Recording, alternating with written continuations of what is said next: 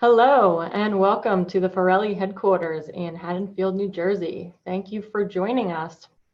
In a few moments, we will be announcing the winner of our contest.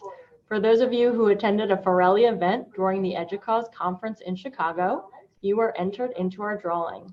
The winner will receive a glamorous 4-day, 3-night round-trip vacation for two to Las Vegas. Let's get to it.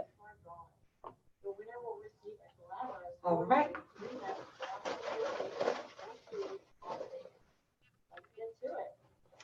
The winner of the trip to Las Vegas is Jeff Hurst from North Orange County Community College District. Way to go! Congratulations.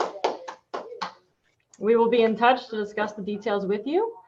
Thank you again for all who participated and have a great day.